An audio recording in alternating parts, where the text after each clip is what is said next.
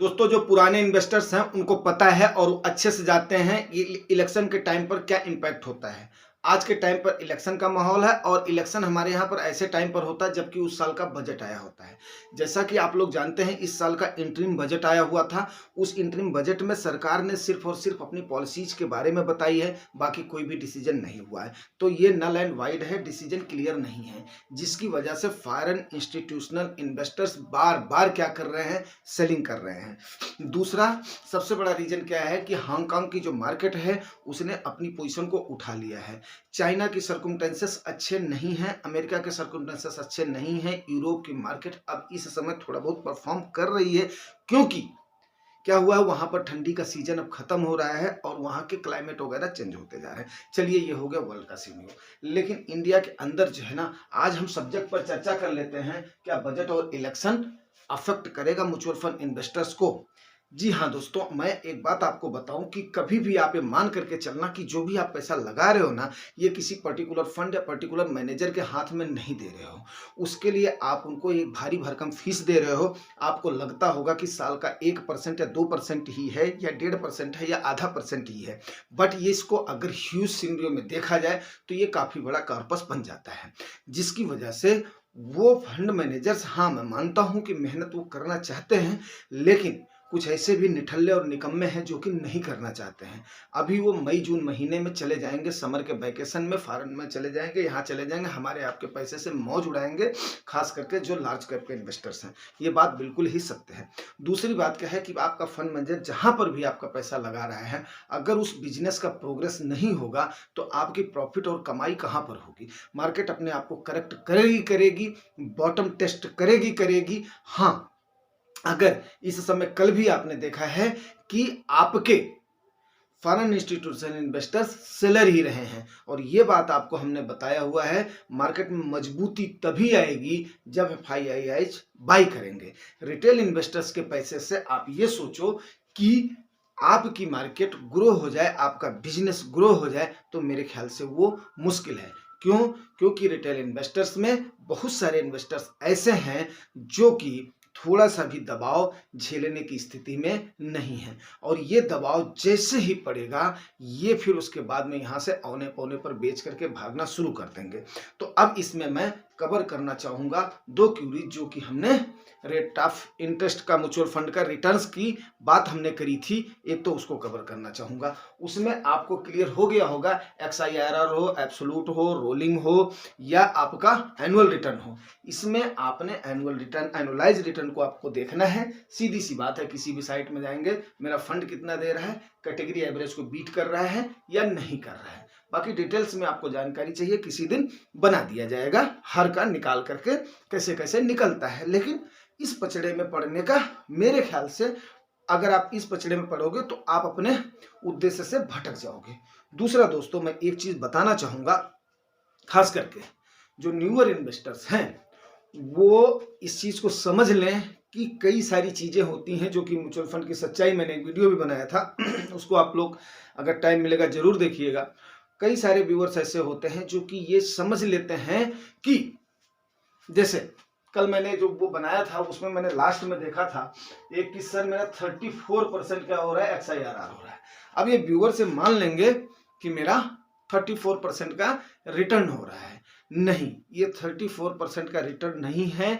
जिस दिन ये ग्रोथ आपकी डाउन हो जाएगी ना, जो भी उसमें सेक्टर्स हैं, जो भी इसमें ये हैं, ये आपका 4% -4% भी हो जाएगा, और पूरे साल आपका 0%। जैसे रिसेंट एग्जांपल देना चाहूंगा, 2022 में 0% रिटर्न मिला है इन्वेस्टर्स को, 2021 में मिला है, 2023 में मिला है। 2024 का सिनेरियो अभी तक फरवरी बीतने जा रहा है, मार्केट जहां की वहीं पर है। आपका निफ्टी की बात करूं, 21,100 से लेकर के 22,100 बीच में क्या कर रही है, टाइम करेक्शन कर रही है। तो इस प्रकार के सिनेरियोज आपके पास आते रहेंगे।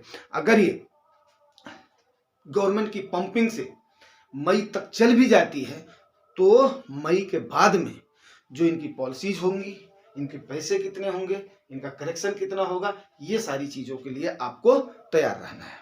ठीक है ना। चौथी बात बहुत जरूरी है आपको बताना कि हर आदमी की एक रिस्पॉन्सिबिलिटी होती है, हर आदमी की एक रिस्पॉन्सिबिलिटी है, हर इंडिविजुअल की एक रिस्पॉन्सिबिलिटी होती है उसके परिवार के प्रति, उसके रिश्तों के प्रति और उसके खुद के प्रति। ये बहुत बड़ी बात आपको बोल रहा हूँ। इन्वेस्टमेंट के लिए आप आ रहे हैं, वोलेटाइल मार्केट है, मैं बार बार आपको बोलूँगा, मेरा कोई भी ऐसा संबंध नहीं है कि मुझे कुछ लेना देना है। मुझे संबंध इस बात से है कि आपका भला कैसे होना है। क्यों? क्योंकि देखो भाई, मैंने पहले बता दिया था बस्ती और देहरादून का मेरा संबंध है, चलो उस बात को हम नहीं करेंगे।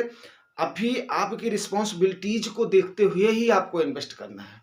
देखो, गाड़ी लेने से आप अपने आप को रोक नहीं सकते हो, चलने के लिए चाहिए आज के ज़माने को, वो आप चलेंगे ही। एजुकेशन हो गया, भाई की एजुकेशन हो गई, आपकी एजुकेशन हो गई, या आपके परिवार में कोई काम हो गया, बहन की शादी हो, दुनिया भर के टास्क आ जाते हैं और उस समय आप मार्केट के सहारे रहोगे ना तो आपके लिए मुश्किल हो जाएगा। तो इन सारी चीज़ों को अपने आने वाले बैठो और उसको सोचो, उसको सोच करके अपना विजन क्लियर करो। आने वाले समय में मेरी क्या क्या जिम्मेदारियां हैं, मुझे उस जिम्मेदारियों को निभाने के लिए क्या मैं इसके सहारे रह पाऊंगा? इसके सहारे आपने नहीं रहना है मेरे भाई, इसके सहारे आपने नहीं रहना है। और इसके सहारे अगर रहना है तो वही type of fund and time and goal को पक्का आपने वॉच करना है। ये बात आप नोट कर लीजिए, ठीक है ना। काफी सारे ऐसे ट्रुथ होते हैं जो कि आपको डाइसी कर दिए जाते हैं और उस डाइसी कंडीशन को आपने समझना है, उस पोजीशन को आपने समझना है। अगर आप इसको समझेंगे तभी बात चलेगी। मेरे एक व्यूअर ने मुझसे पूछा था, तो अंकल क्या करें, लार्ज कैप और मिड कैप में इन्वेस्टमेंट, ये कोई महतो जी हैं, उसमें इन्वेस्टमेंट बंद कर दें? नहीं बेटा, ऐसा आपने नहीं करना है। लेकिन लालच में आकर के, या लालच भी ठीक है, लालच अगर गिरावट का समय है, हैबिली 20% आपको पक्का मिलेगा, 20% 30% गिरावट पक्का मिलेगी। उस समय आप लालच में आ रहे हो, कोई बुराई नहीं है। लेकिन आज के टाइम पर जब आपके मार्केट में रिटर्न दिखाई दे रहा हो, उस समय अगर आप लालच में आ रहे हो तो आप अपने आप को बहुत बड़े खतरे में डाल रहे हो। उसको गिरावट में जाने में, फिर गिरावट से ऊपर आने में, फिर प्रॉफिट कमाने में आपको बहुत टाइम लग जाएगा और बहुत पेशेंस लग जाएगा। तो आप अगर बाकी चीज़ों को नहीं करे हो तो मैं आपको यही सलाह दूंगा कि आप जो वीडियोज में आपको प्रिवेंटिव मेजर्स दिए जा रहे हैं, जितनी सलाह दी जा रही है उतना ही एलोकेट करो, उतने में ही संतोष करो, उतने में ही आपका बहुत ज़्यादा हो जाएगा। लेकिन वो ज़्यादा के लिए आपको समझना ही पड़ेगा, जो कि हमने 3 गलियों का रास्ता बताया था, इसका बताया था। चलिए, इसके मामले में हम बाद में बात करेंगे। इलेक्शन, अब देखिए, इलेक्शन आपका आया, गवर्नमेंट आपकी फॉर्म हुई, तो गवर्नमेंट को फॉर्म होने के बाद में, ये मेरे डॉग हैं, मेरे साथ ही रहते हैं, तो अब ये थोड़ा जैसे बाहर शुरू होता है तो ये भाई साहब शुरू हो जाते हैं, ठीक है। तो इसका आप लोग शांत हो जाओ, शांत हो जाओ, चुप बैठ। इलेक्शन, अभी इलेक्शन फॉर्म होने के बाद में गवर्नमेंट अपनी पॉलिसीज को जारी करेगी, फिर फ्रेश बजट आएगा, फिर फ्रेश बजट के बाद में फिर उसके बाद में बूम शुरू होगा।